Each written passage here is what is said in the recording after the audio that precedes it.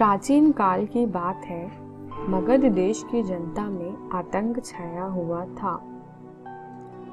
अंधेरा होते ही लोग घरों से बाहर निकलने की हिम्मत नहीं जुटा पाते थे। कारण था अंगुलीमाल। अंगुलीमाल एक खूंखार डाकू था जो मगध देश के जंगल में रहता था। जो भी राहगीर उस जंगल से गुजरता था वह उसे रास्ते में लूट लेता था और उसे मारकर उसकी एक उंगली काटकर माला के रूप में अपने गले में पहन लेता था।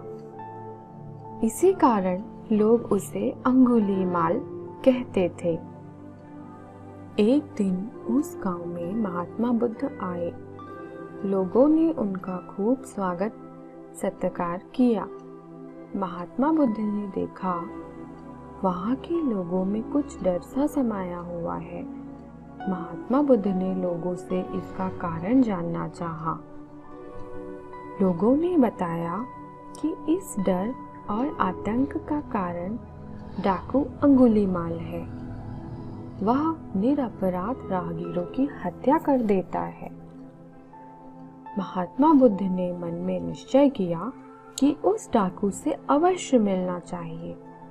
बुद्ध जंगल में जाने को तैयार हो गए तो गांव वालों ने उन्हें बहुत रोका, क्योंकि वे जानते थे कि अंगुलीमाल के सामने से बच पाना मुश्किल ही नहीं, असंभव भी है।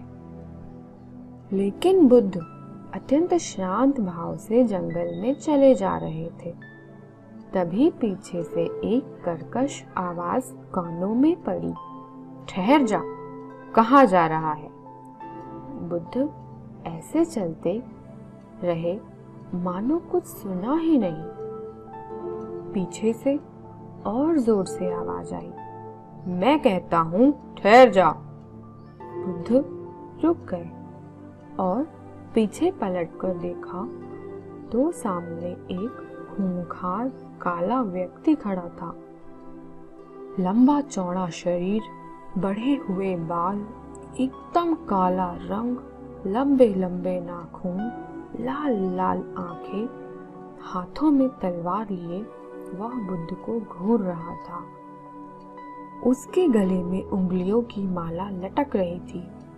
वह बहुत ही डरावना लग रहा था।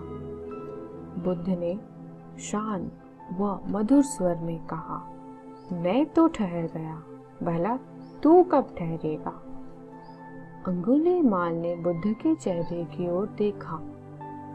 उनके चेहरे पर बिल्कुल भय नहीं था, जबकि जिन लोगों को वह रोकता था वे भय से थर-थर कांपने लगते थे। अंगुलीमाल बोला, हे सन्यासी, क्या तुम्हें डर नहीं लग रहा है? देखो, मैंने कितने लोगों को मारकर उनकी उंगलियों की माला पहन रखी है। बुद्ध बोले, तुझसे क्या डरना? डरना है तो उससे डरो जो सचमुच ताकतवर है। अंगुलीमाल जोर से हंसा और कहा, हे साधु, तुम समझते हो कि मैं ताकतवर नहीं हूँ? मैं तो एक बार में 10-10 लोगों के सिर काट सकता हूँ। बुद्ध बोले, यदि तुम सचमुच ताकतवर हो तो जाओ, उस पेड़ के 10 पत्ते तोड़ लाओ। अंगुलीमाल ने तुरंत 10 पत्ते तोड़े और बोला, इसमें क्या है? कहो तो मैं पेड़ ही उखाड़ लाऊं।